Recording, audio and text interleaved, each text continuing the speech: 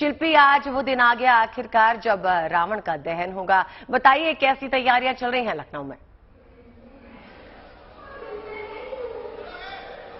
बिल्कुल, देखिए अभी मैं सुन रही थी, संजय जी ये बता रहे थे, एक रावण और राम हमारे अंदर भी होते हैं और हर साल रावण का दहन होता है, क्योंकि राम और रावण का ये जो समर है, ये पराजय है, वो चलता रहता है, सनातन है। लेकिन उसके बावजूद हर बार, हर साल ये शिक्षा हम सबको मिलती है कि बुराई पर अच्छाई की जीत, असत्य पर सत्य की जीत होती है। पर मैं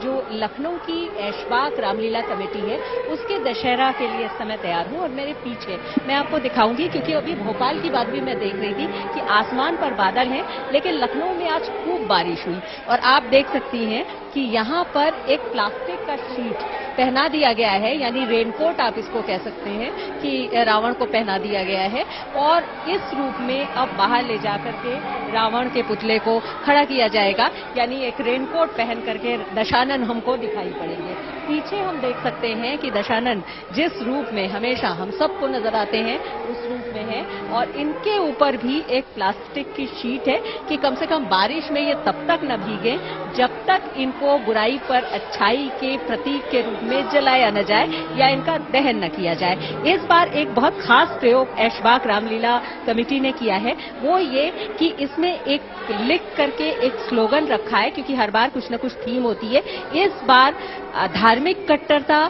राष्ट्र दो, और इसमें लिखा हुआ है सर तन से जुदा। इसको भी जलाया जाएगा। जब हमने उनसे पूछा कि इस तरह का थीम यहाँ क्यों दिया गया, तो उन्होंने ये कहा कि हर बार रावण को जलाते हैं, लेकिन रावण को जलाते समय हमें उन बुराइयों को भी जलाना चाहिए जो चुनौती के रूप में हमारे सामने खड़ी हैं। ऐशबाग रामलीला कमेटी और इस दशहरे की अगर हम बात करें तो देखिए, अवध नवाबों के लिए मशहूर है। अवध के नवाबों ने सांप्रदायिक सद्भाव बढ़ाने के लिए बहुत काम किया है और इस जगह जहां अभी मैं हूं, जहां थोड़ी देर बाद यहां से, क्योंकि बाहर बारिश हो रही है, रावण का दहन होगा, ये जमीन भी नवाब आसिफ उद्दौला ने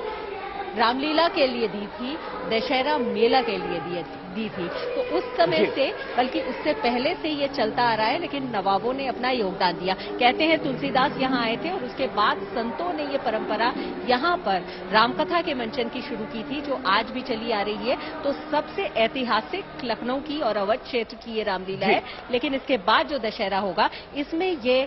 अभी से जोड़ करके आज जो चुनौती है उससे जोड़ करके ये थीम दिया गया है। 7 बजे यहाँ रावण दहन का समय रखा गया है और उम्मीद ये की जा रही है कि बाहर बारिश हो रही है, तब तक वो रुक भी जाएगी, उसके बाद रावण दहन। आते हैं शिल्पी, आपके पास फिर से रुख करेंगे। आपने तैयारियों के बारे में तो बता दिया और ये भी बता दिया कि क्या एहतियात बरसात को देखते हुए बरते जा रहे हैं, और आपने जैसा बताया कि प्लास्टिक की शीट यानी कि रेनकोट में रावण का दहन आज देखने को मिलेगा। हम सीधे स्टूडियो में भावना का रुख करते हैं। भावना, हमने मुहूर्त के बारे में तो जान लिया, जब रावण का दहन होगा, सांध्यकालीन मुहूर्त है ये, 6:15 से 7:30 तक का समय आपने बताया। लेकिन आज के दिन कहा जाता है कि पूजा का भी विशेष महत्व है। किस तरीके से जो लोग पूजा अर्चना करना चाहते हैं वो किस तरीके से करें, किन बातों का ध्यान रखें, क्या इसका विधि विधान है?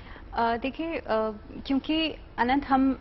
जिस तरीके से बुराई पर अच्छाई की जीत की बात कर रहे हैं, अगर आपको याद हो कि रावण जो था वो बहुत ज्ञानी था और कहीं न कहीं पे बहुत सिद्ध पंडित भी था, इसीलिए इस दिन रावण से शिक्षा ली जाती है। सुबह के समय पर होम किया जाता है, लेकिन अब वो समय निकल चुका है। इस समय पर आप, क्योंकि ये जो दोपहर के बाद का समय है, लगभग संध्या काल की तरफ हम आगे बढ़ रहे हैं, तो इस समय पर भी आप, क्योंकि जो घर में छोटे बच्चे होते हैं या इस दिन शस्त्र और अस्त्र पूजा भी की जाती है, तो जो भी आपकी काम की चीजें हैं, आजकल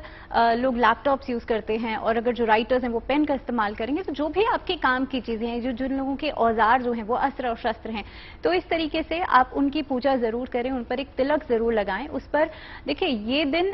खास तौर पर जो माँ दुर्गा हैं, क्योंकि नवरात्र का अगला दिन होता है, अब दशमी तिथि है, इसे क्यों विजयदशमी कहा जाता है, क्योंकि इस दिन माँ दुर्गा ने महिषासुर का वध भी किया था और इसी दिन